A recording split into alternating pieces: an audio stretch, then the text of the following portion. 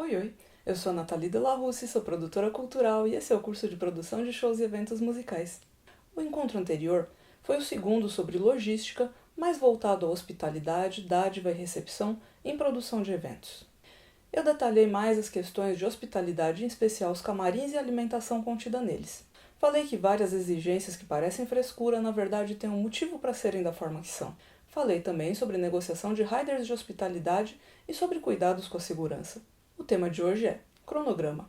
Em outros encontros, a gente já falou algumas vezes sobre a importância do planejamento em eventos, não é mesmo?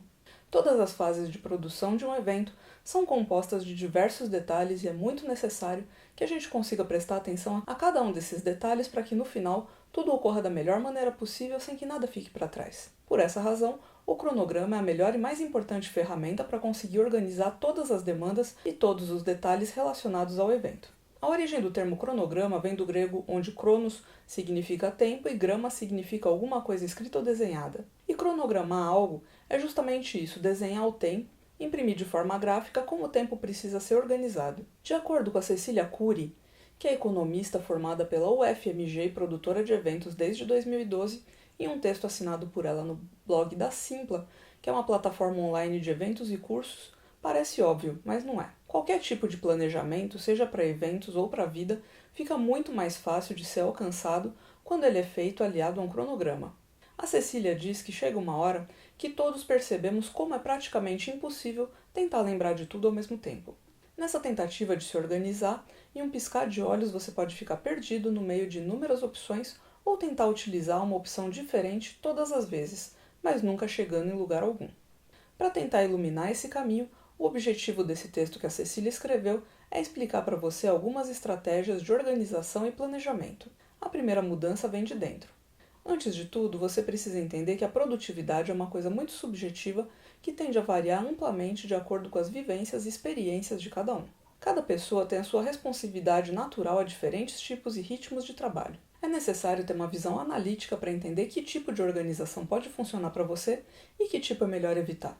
Para isso, é importante ter em mente que você vai se deparar com vários modelos e técnicas diferentes, algumas se dizendo revolucionárias ou prometendo resolver todos os seus problemas, mas que o melhor modelo mesmo é o modelo que funcionar para você, mesmo que ele seja um grande compilado de partes de rotinas diferentes. Até você chegar em seu modelo de organização ideal, é necessário ter em mente, como principal motivador, o foco nos resultados, afinal de contas, todos queremos ser profissionais cada vez melhores, não é mesmo? A Cecília ainda diz para começar dividindo um grande objetivo em pequenas partes. Apesar de não ser o caso de todo mundo, muitos produtores de eventos precisam lidar com tantos aspectos diferentes que na hora de começar a se organizar, ficam sem saber por onde começar. E isso não tem problema nenhum, o importante mesmo é começar. Para isso, sugerimos que em um primeiro momento você tire um tempo para poder listar todas as atividades, pendências e afins que você tiver. Aproveite para ir separando eles por data. Não importa se as tarefas sejam para essa semana, para esse mês, mês que vem, ano que vem. A partir daí, uma boa dica é manter esse planejamento por períodos. Separe as tarefas que você precisa realizar no próximo dia, na próxima semana, no próximo mês. Com isso, você terá uma visão geral do que você precisa fazer e vai poder se organizar melhor para correr atrás do que precisar visando completar suas tarefas. Essa dica da Cecília é preciosa. Vire amigo do Excel e mantenha tudo centralizado. O cronograma é uma das várias ferramentas que o bom produtor de eventos deve recorrer para se organizar. Ele é uma agenda e serve para que as atividades que ocorrerão durante o evento sejam organizadas por hora ou até por dia, caso o evento dure mais de um dia.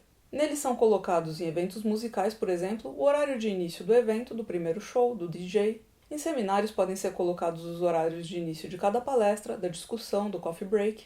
Depende de cada tipo de evento, mas de maneira geral, organize o seu cronograma colocando os dias nas colunas e os horários nas linhas.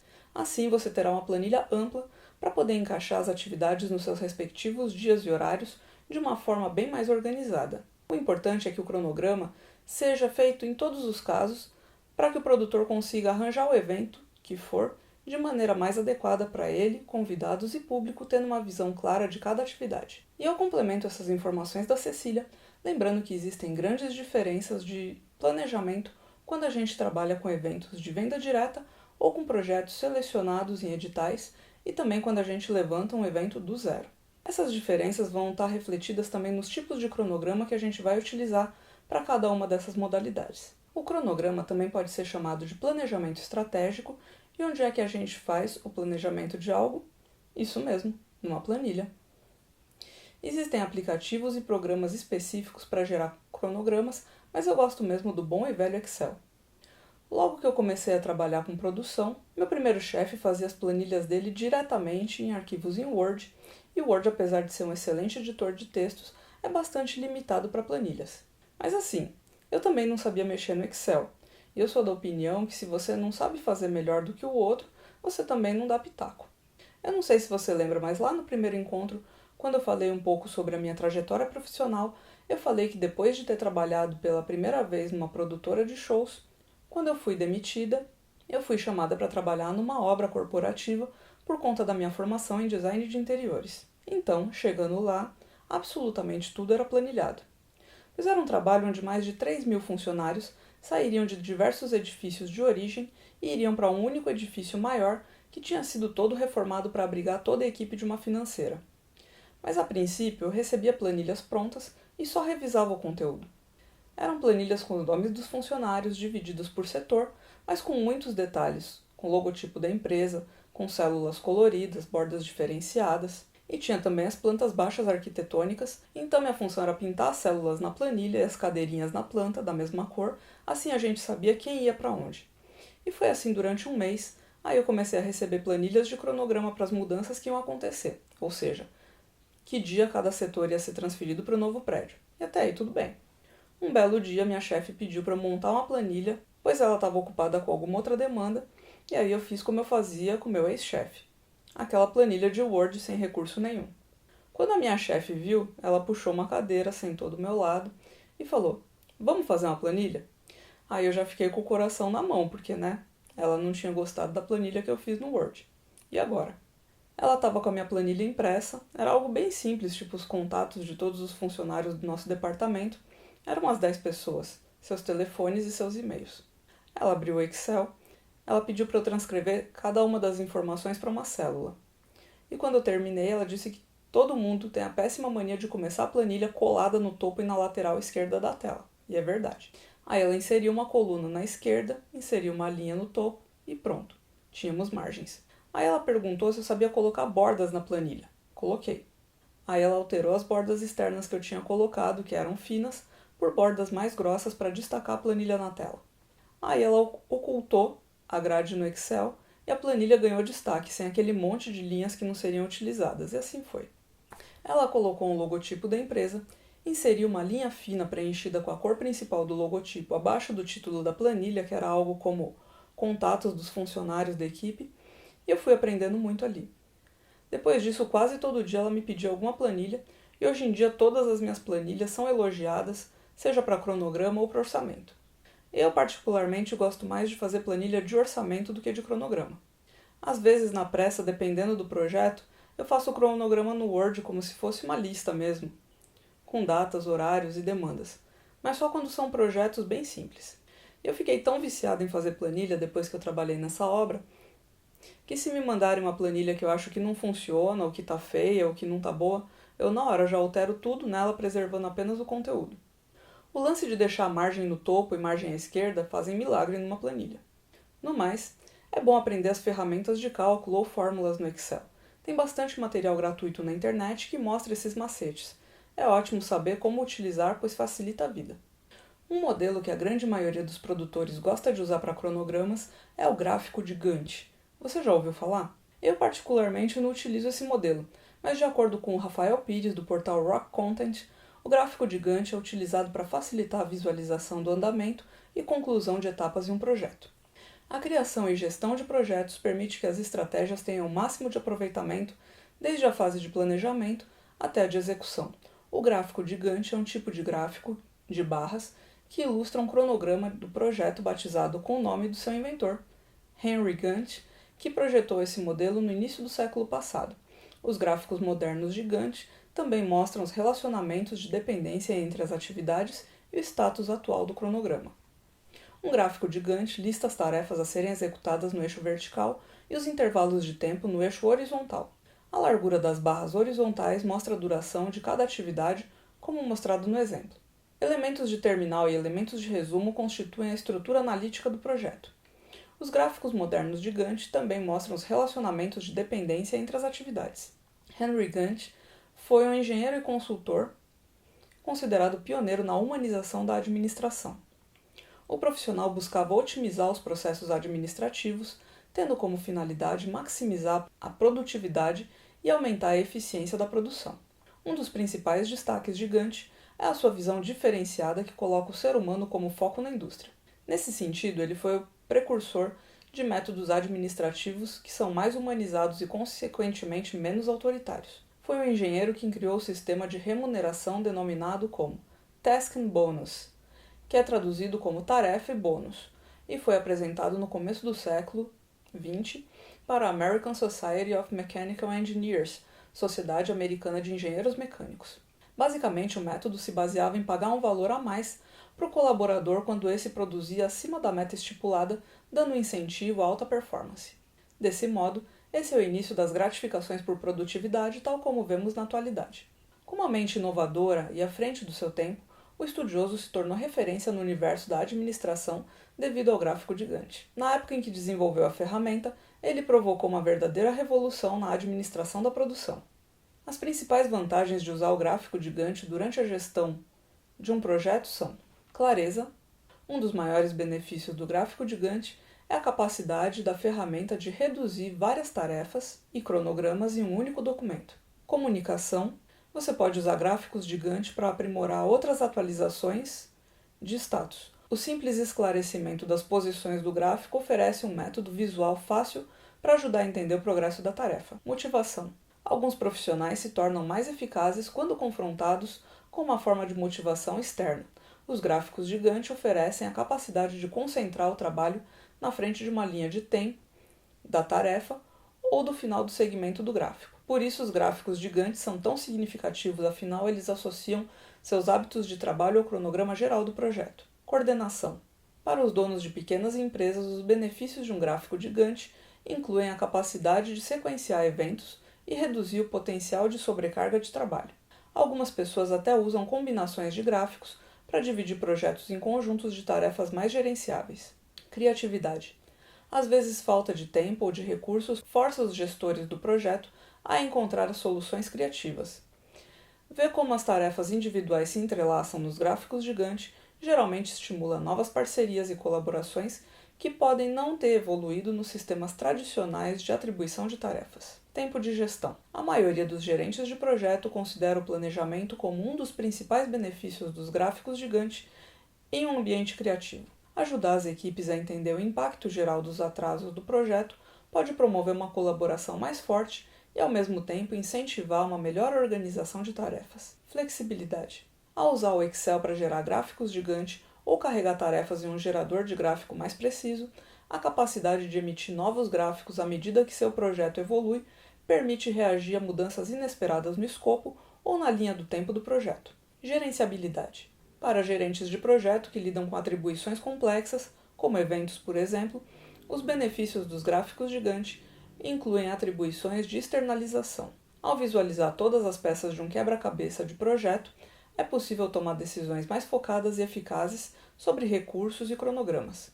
Eficiência. Outro dos benefícios dos gráficos de Gantt é a capacidade de aproveitar os prazos dos outros para obter eficiência máxima. Por exemplo, enquanto você espera o resultado de 3 outras tarefas antes de iniciar uma parte crucial de uma etapa, pode realizar outras tarefas do projeto. A visualização do uso de recursos durante os projetos permite que os gerentes aproveitem melhor pessoas, lugares e coisas. Prestação de contas. Quando sua empresa passa por grandes mudanças organizacionais, documentar o esforço e os resultados torna-se crucial para o sucesso. O uso de gráficos de Gantt durante projetos críticos permite acompanhar o progresso da equipe, destacando grandes vitórias e grandes falhas. Muito louco isso, não é mesmo?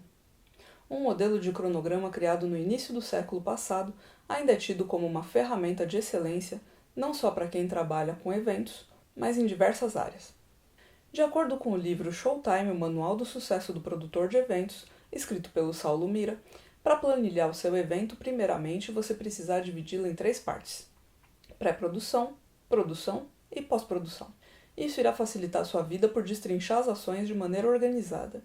O próximo passo será incluir todas as ações a serem realizadas em cada uma das fases, por exemplo, na fase de pré-produção, é o momento da conceituação do evento, da captação de recursos, formação de equipes, contratação de fornecedores, identidade visual do evento, escolha dos pontos de venda, liberações e etc.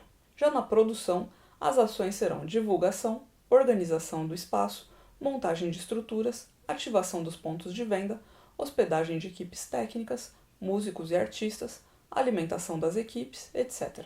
Na pós-produção, é o momento de emitir os relatórios, fazer os pagamentos de fornecedores, desmontagem de estruturas, limpeza do local, nota de agradecimento ao público, colaboradores, apoiadores, patrocinadores, órgãos públicos envolvidos e etc.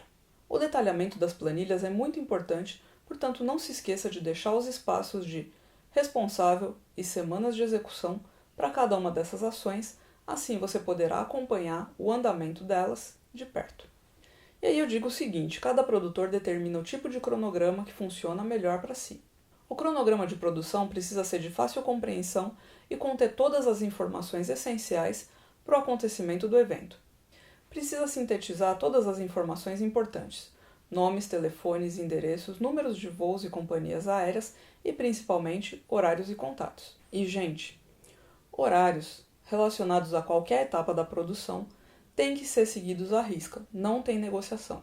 Atrasos podem causar prejuízos muito grandes numa produção, seja atraso de montagem de estrutura, atraso de transporte, atraso de chegada do artista. Qualquer atraso, por menor que seja, tem impacto negativo sobre a produção. Em 2012, eu trabalhava numa produtora que recebeu a incumbência de produzir 32 shows de 4 artistas no estado do Rio de Janeiro durante um mês. Eram 8 shows para cada artista, 6 cidades diferentes. 2 artistas eram de São Paulo, 2 eram do Rio. Quando meu chefe e eu começamos a montar os cronogramas, uma produtora de São Paulo cuidaria de uma artista do Rio, da qual ela já era produtora exclusiva. Um produtor do Rio cuidaria do outro artista do Rio, do qual ele era o produtor exclusivo. E meu chefe e eu nos revezaríamos entre a produção de 2 artistas de São Paulo. Só que assim, era mais rápido, mais fácil e mais natural que ele cuidasse de todas as datas de um artista e eu cuidasse de todas as datas do outro. Mas ele não quis, por razões muito pessoais dele. Ele queria estar presente nos shows em algumas cidades específicas e no rodízio das datas, cada artista não passaria por todas as cidades do circuito. Pois bem, eu fiz a primeira viagem com um dos artistas e a banda dele. Fizemos 2 shows e foi tudo maravilhoso. Só que 2 integrantes não colocaram despertador depois do primeiro show e na hora de fazer o check-out do hotel, os 2 não apareceram. A recepção ficou ligando para eles, um outro músico teve que ir lá bater na porta do quarto. Os 2 perderam o café, mas não causaram nenhum grande atraso.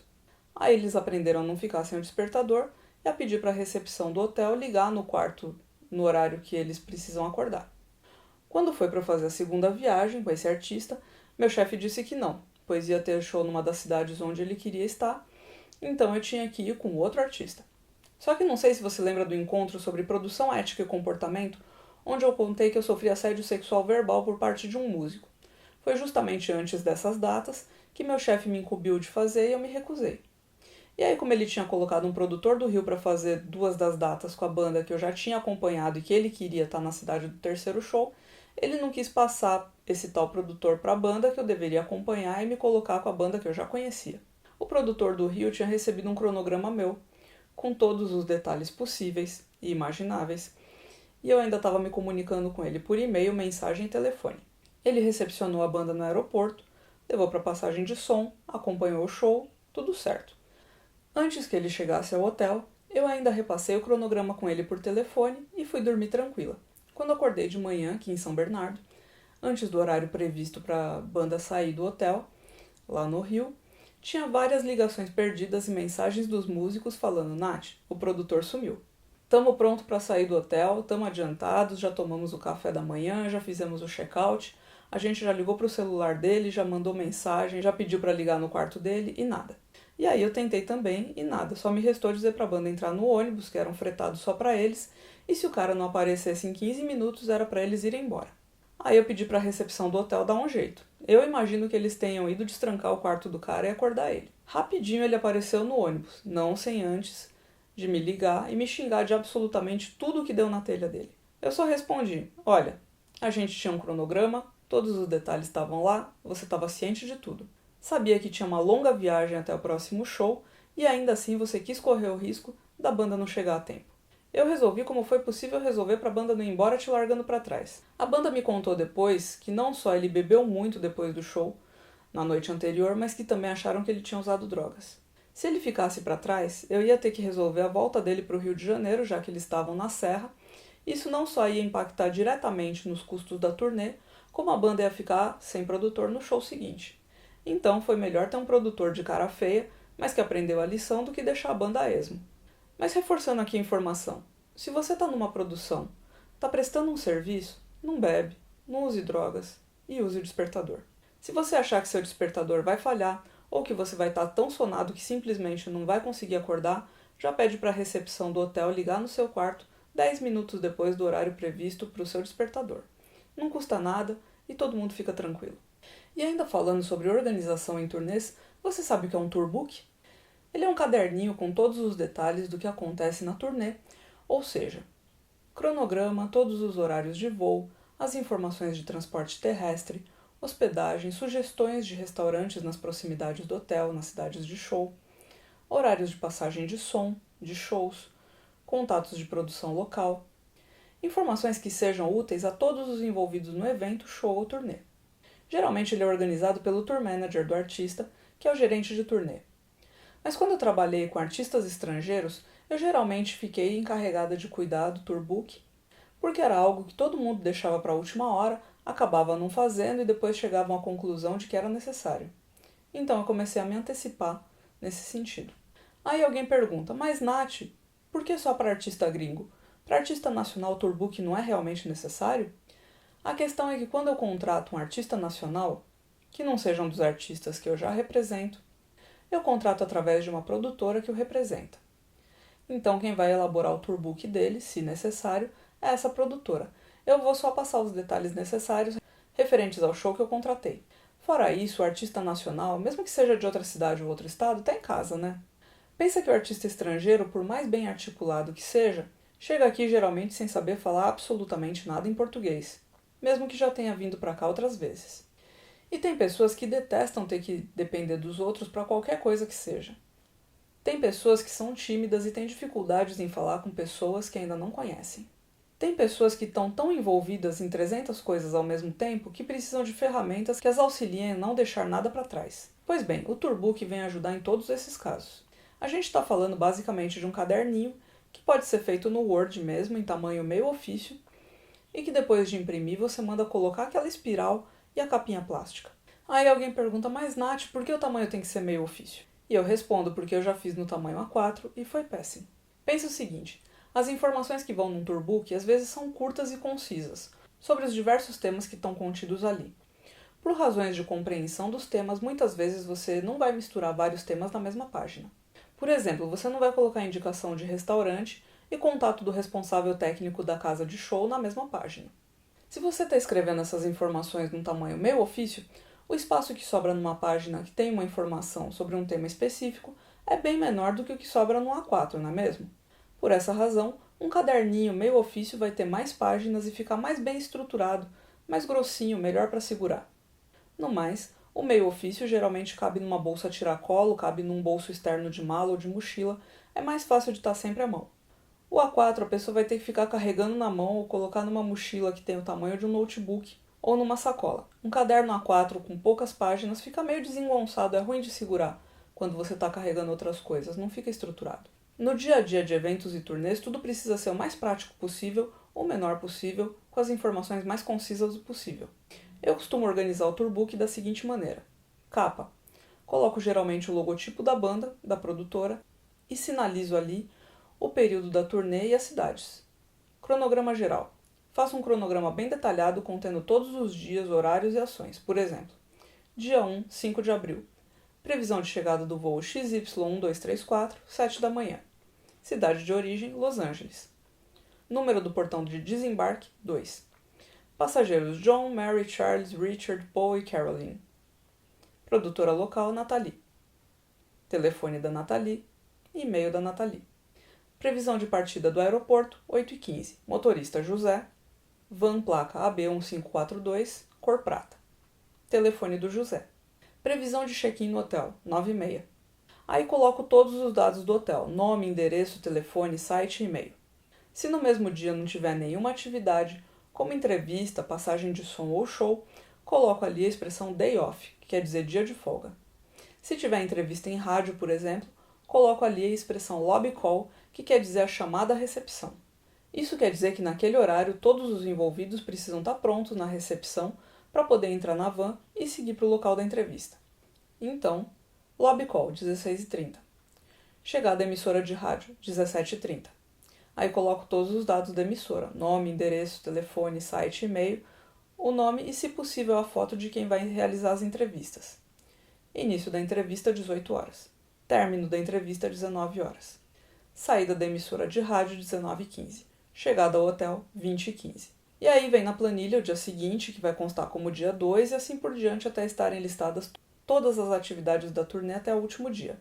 É sempre importante ressaltar informações muito importantes como horários de voo, horários de passagem de som, horários de início e de término de shows, curfew, que é aquele toque de recolher que eu expliquei no outro encontro, que é o horário limite para desocupar as dependências da casa de show.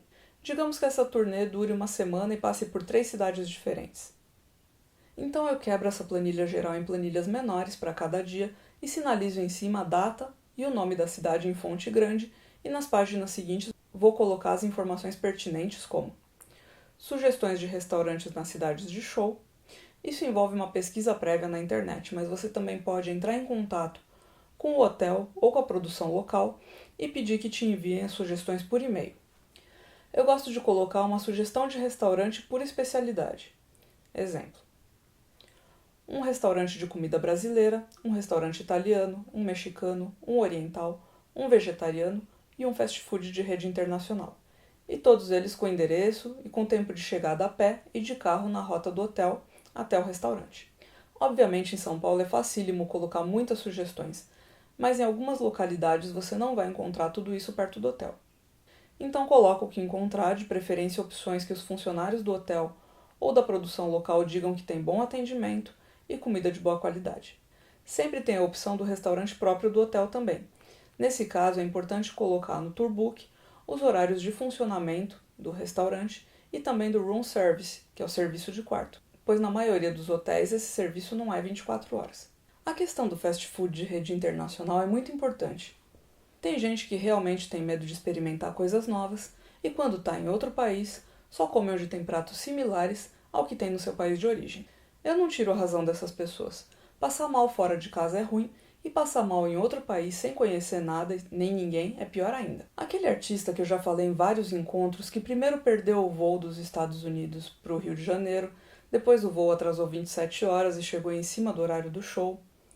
Depois deu piti em todos os hotéis por achar que o quarto era pequeno demais para ele. Depois me fez passar vergonha num dos restaurantes mais famosos de São Paulo e ainda me perguntou se eu ia levar ele na gandaia, para não dizer outra coisa. Queria porque queria ir num restaurante oriental, mas perto do hotel não tinha nenhum. Eu informei isso, avisei quais eram as opções disponíveis conforme já tinha pesquisado para o Tourbook. Tinha 2 restaurantes italianos muito bons, que eu frequento. Tinha pizzarias excelentes, ele não acreditou nas minhas sugestões e foi perguntar na recepção do hotel. Na recepção indicaram um restaurante bem famoso na Liberdade. Eu falei para ele, olha, esse restaurante que indicaram, além de distante, é um restaurante chinês bem raiz. Não é o tipo de culinária oriental americanizada de rede de fast food que você está acostumado a ir quando está em casa. Ele insistiu que queria porque queria ir. Nós fomos, nos sentamos à mesa, ele pegou o cardápio, olhou as fotos, levantou, saiu, entrou na van, pois segundo ele, abre aspas, a comida tinha uma cara nojenta, fecha aspas. E aí quis procurar aquela famosa lanchonete que tem um M gigante amarelo na frente. E como ele era um artista solo com equipe de apoio, todo mundo teve que fazer o mesmo. Não que isso seja obrigatório e que todo mundo tenha que ir comer junto o tempo todo, mas naquela equipe era assim. Todo mundo atendia todas as vontades do artista, independente de quais fossem. Mas no geral, a maioria das bandas com as quais eu trabalhei tinha integrantes que gostavam muito de andar a pé nos arredores do hotel. Geralmente eles só me avisavam quando queriam que eu almoçasse ou jantasse com eles, por gentileza mesmo, por quererem companhia para conversar, mas estavam sempre dispostos a conhecer tudo que eu sugeria. E como o nosso encontro de hoje está chegando ao fim, é hora da revisão. No nosso 11º encontro, falei sobre cronograma e a importância de planilhar o seu evento, não apenas de forma a ter controle total sobre o tempo empreendido em cada etapa, mas também para que todos os envolvidos tenham a dimensão real do que está sendo pensado e feito. Falei sobre diversos tipos de cronograma e sobre como tornar a elaboração de cronogramas algo fácil e que todos os envolvidos entendam com clareza. Falei também sobre a importância do Tourbook e como cuidar da elaboração dele. E hoje eu quero deixar como indicação o blog da Simpla, que é uma plataforma online de eventos e cursos. Eles são uma startup brasileira de tecnologia fundada em 2011, atuante no ramo de venda de tickets e gestão de eventos na internet, sendo líder do setor no Brasil. No blog tem muitos textos de extrema relevância para produtores, com muitas dicas e acesso a materiais gratuitos para download. O endereço para acessar é blog.simpla.com.br. No próximo encontro, o tema é serviço receptivo. Por hoje eu fico por aqui, mas a gente se vê logo mais. Até!